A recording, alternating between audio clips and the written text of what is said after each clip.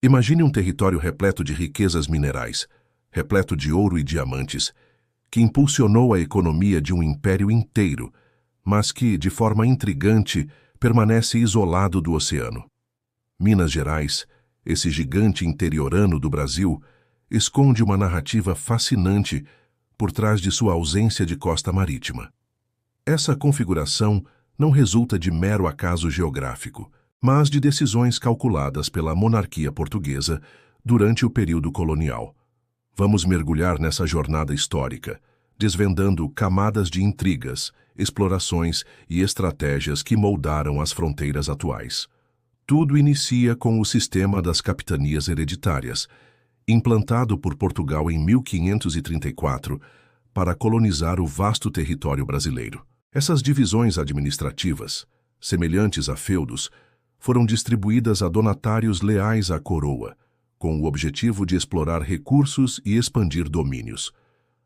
A região que hoje conhecemos como Minas Gerais fazia parte inicialmente da capitania de São Vicente, concedida a Martim Afonso de Souza.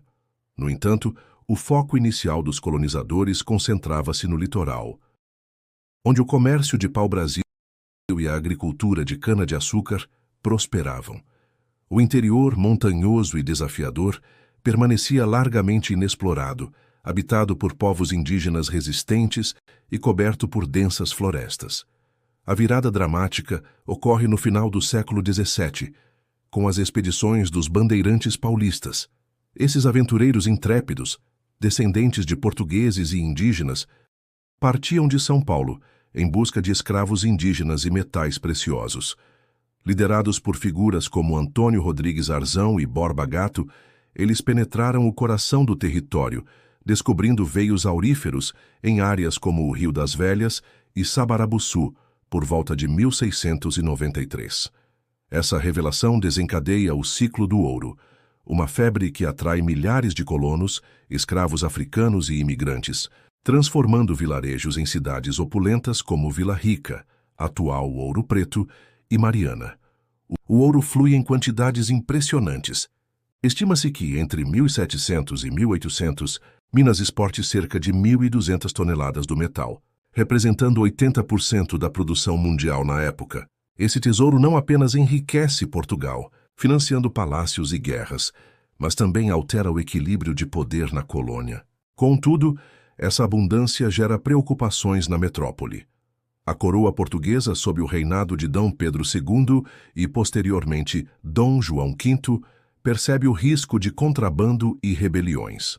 Os bandeirantes, independentes e ambiciosos, poderiam desviar riquezas para rotas alternativas, evitando os impostos reais como o quinto, uma taxa de 20% sobre o ouro extraído. Para conter isso, em 1709, a coroa unifica as regiões mineradoras com São Paulo, criando a Capitania de São Paulo e Minas de Ouro. Essa medida provisória visa centralizar o controle, mas logo se mostra insuficiente.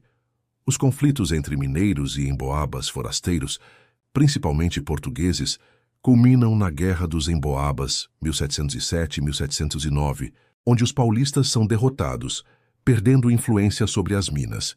Aqui reside o cerne da questão.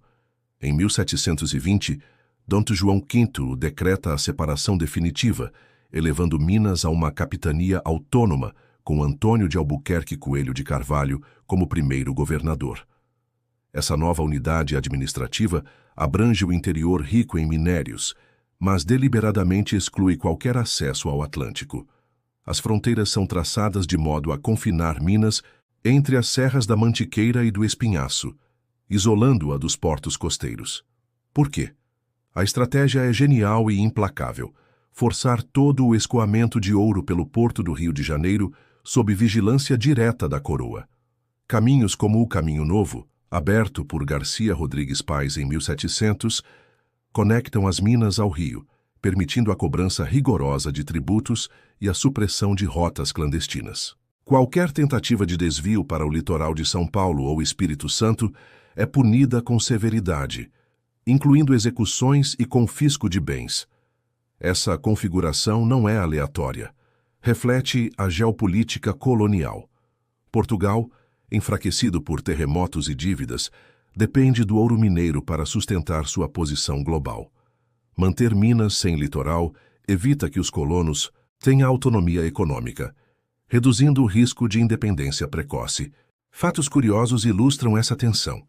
Em 1714, a coroa proíbe a fabricação de tecidos em Minas para forçar importações de Portugal, e em 1789, a Inconfidência Mineira, conspiração liderada por Tiradentes, surge como reação aos impostos opressivos, como a derrama. Embora a rebelião seja esmagada, ela planta sementes de descontentamento que florescem na independência do Brasil em 1822. Mas há mais camadas nessa história surpreendente. No século XIX, com o Império Brasileiro, Minas tenta reivindicar territórios costeiros. Disputas com o Espírito Santo sobre a região do Vale do Mucuri, rica em madeiras, chegam ao Supremo Tribunal de Justiça, em 1890, mas Minas perde, consolidando suas fronteiras interiores. Outro episódio intrigante ocorre em 1910. O governo mineiro adquire uma estreita faixa de terra no litoral capixaba, próximo à Conceição da Barra, pagando com títulos da dívida pública. Esse corredor marítimo de cerca de 2 quilômetros de largura e 200 quilômetros de extensão visa conectar Minas ao oceano para exportar café e minérios. Documentos históricos como o Decreto 3012 de 1910 confirmam a transação, mas burocracias, resistências locais e mudanças políticas impedem a incorporação efetiva.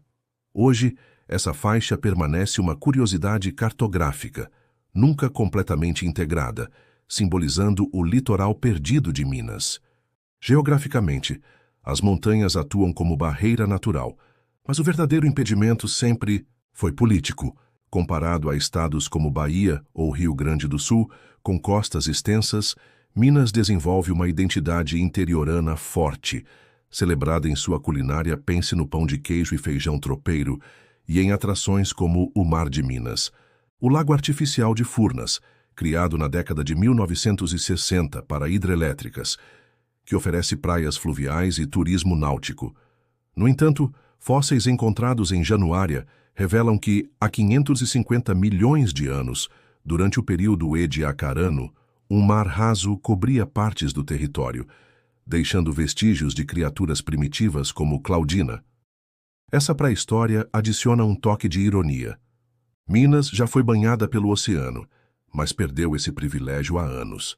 Essa narrativa de controle, ambição e resiliência explica por que Minas Gerais, apesar de sua importância sendo o segundo estado mais populoso e o terceiro em PIB, permanece sem litoral.